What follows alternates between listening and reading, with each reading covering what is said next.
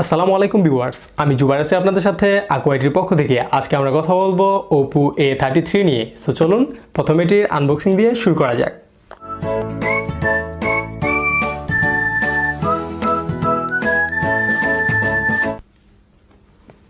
প্রথমে আমরা এটিকে কেটে নিচ্ছি, তারপর এটি সাদা প্যাকেট বের হলো। বক্স খোলার পর প্রথমে আমরা পাচ্ছি Oppo A33 2020 ফোনটির প্রথম দেখাতেই এর ট্রেন্ডিং ডিজাইন আমাকে মুগ্ধ করেছে। ট্রান্সপারেন্ট টিপিউ কেস, Oppoর ওয়ারেন্টি কার্ড, তারপর থাকছে charging adapter, USB to Type-C cable এবং সিম ইজেক্টর পিন। তারপর বক্সে কিছুই নেই। এতে ব্যবহার করা হয়েছে 6.5 ইঞ্চি 90Hz রিফ্রেশার যুক্ত একটি IPS ডিসপ্লে, যার রেজুলেশন হচ্ছে 720x1600 পিক্সেলস, যার PPI ডেন্সিটি 269 PPI। এতে প্রোটেকশন হিসেবে ব্যবহার করা হয়েছে কর্নিং গরিলা গ্লাস 3 প্রোটেকশন। এই ফোনটিতে ওয়ার্ল্ড বাইন্ড L1 সাপোর্ট থাকা সত্ত্বেও এতে 720p LCD ব্যবহার করার কারণে ইউটিউব ও নেটফ্লিক্সে সর্বোচ্চ 720p ভিডিও প্লেব্যাক করতে পারবেন।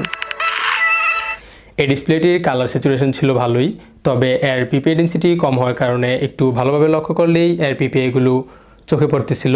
তবে এর 90Hz রিফ্রেশের থাকার কারণে কোনো প্রকার টাচ ল্যাটেন্সি বা ল্যাগনেস চোখে পড়েনি আমার।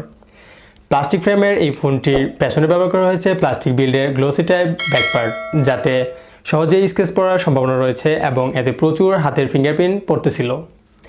যার রাইট সাইডে রয়েছে পাওয়ার বাটন, যার পজিশন ছিল ঠিকঠাক, এবং লেফট সাইডে রয়েছে volume up and down.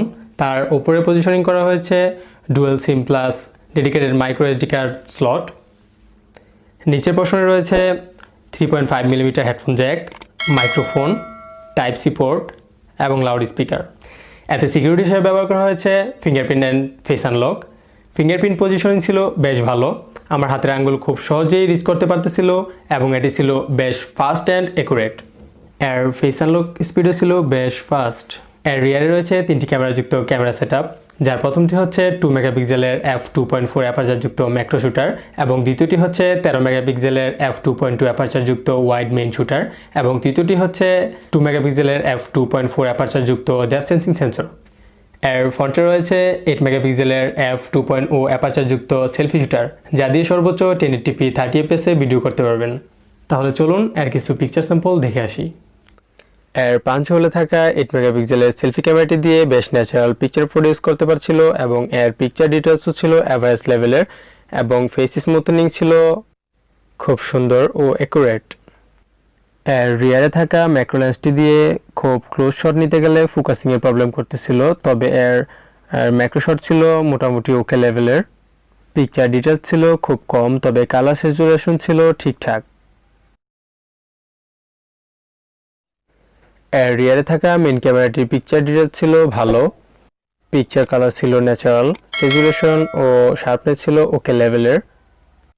Portrait ফটোগ্রাফির সময় শক্ত হাতে ছবি তুললে এর এজ ডিটেকশন ছিল খুবই ভালো।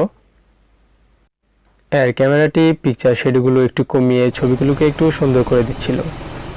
এর ভিডিও স্টেবিলাইজারের জন্য থাকছে না জাইরো EIS কোনো প্রকার সেন্সর, সো পাচ্ছেন না ইমেজ স্টেবিলাইজেশন। এটি দিয়ে সর্বোচ্চ ভিডিও করতে পারবেন 1080p 30fps এ। বাজেট বিবেচনায় ওভারঅল এর ক্যামেরাটি আপনাকে হতাশ করবে না। এতে ব্যবহার করা হয়েছে Android 10 ColorOS 7.2। এতে চিপসেট হিসেবে ব্যবহার করা হয়েছে Qualcomm Snapdragon 460 প্রসেসর, যাতে GPU হিসেবে থাকছে Adreno 610। এটি পাওয়া যাচ্ছে একটি ভেরিয়েন্টে 3GB RAM ও 32GB ইন্টারনাল স্টোরেজ যুক্ত।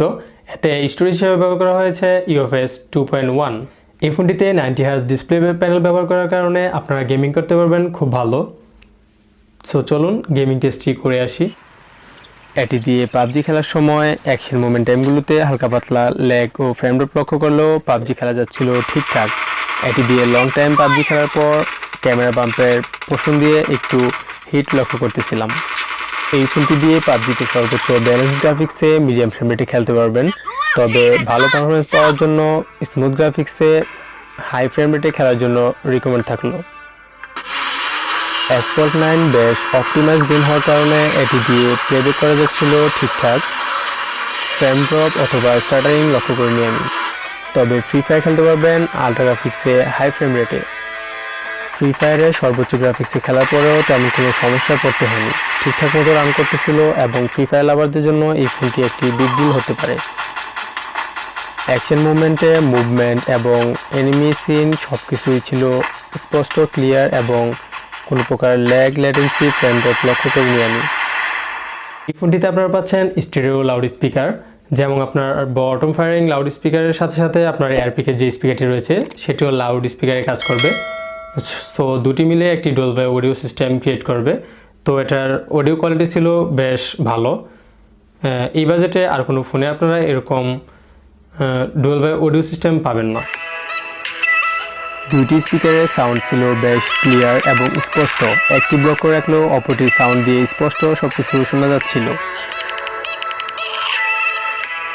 এতে ওয়াইফাই সিগন্যাল হিসাবে পাবেন 5 GHz এবং 2.4 GHz উভয় সাপোর্ট, ও এতে থাকছে জিপিএস সেন্সর সহ প্রয়োজনীয় সকল সেন্সর, থাকছে না এনএফসি ও রেডিও। এতে ব্লুটুথ হিসাবে পাচ্ছেন ব্লুটুথ 5.0। এতে ব্যবহার করা হয়েছে 5000 mAh নন রিমুভেবল ব্যাটারি। এত বড় ব্যাটারি থাকা সত্ত্বেও এই ফোনটি আমার কাছে তেমন একটা ভারী মনে হয়নি, কারণ এর ওজন হচ্ছে মাত্র 186 গ্রাম। এই ফোনটিকে চার্জ করার জন্য দেওয়া হয়েছে 18 ওয়াট ফাস্ট চার্জিং সুবিধা। এর সাইজ আমার কাছে বেশ ভালো লেগেছে, বেশ হ্যান্ডি এবং ইউজার কমফোর্ট হবে বলেই মনে করছি আমি। এই ফোনটি বাংলাদেশের বাজারে দুইটি কালারে অ্যাভেলেবল পাওয়া যাচ্ছে, একটি হচ্ছে মুনলাইট ব্ল্যাক এবং অপরটি হচ্ছে আমার হাতে থাকা মিন্ট ক্রিম। এর অফিসিয়াল প্রাইস নির্ধারণ করা হয়েছে 13,990 টাকা। এই বাজেটে আমি এই ফোনটির ডিসপ্লে ও প্রসেসরটি আরেকটু ভালো আশা করছিলাম। তবে এর 5 হল camera, 90 Hz refresh rate, Dolby audio, স্ন্যাপড্রাগনের প্রসেসর, স্টোরেজ হিসাবে UFS 2.1, টাইপ সি পোর্ট এবং 18 ওয়াট ফাস্ট চার্জিং সুবিধা, সব মিলিয়ে অফিসিয়াল প্রাইস হিসাবে এটি আমার কাছে মোটামুটি ঠিকঠাকই মনে হয়েছে। তবে এর 3GB র্যাম ও 32GB স্টোরেজ থাকার কারণে প্রাইসটা আরেকটু কম হলে ভালো হতো, যেমন 1000 টাকা কম হলে বেশি গ্রহণযোগ্যতা পেত। এই ফোনটি আমাদেরকে প্রোভাইড করেছে রিয়েট টেলিকম।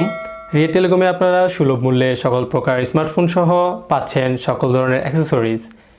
তাদের কাছ থেকে এই ফোনটি কিনলে আপনারা পাচ্ছেন একটি ইয়ারফোন ও এর গ্লাস প্রোটেক্টর একদম ফ্রি। তাদের ফেসবুক পেজ লিঙ্ক ভিডিও ডিসক্রিপশনে দিয়ে রাখলাম, চাইলে ঘুরে আসতে পারেন।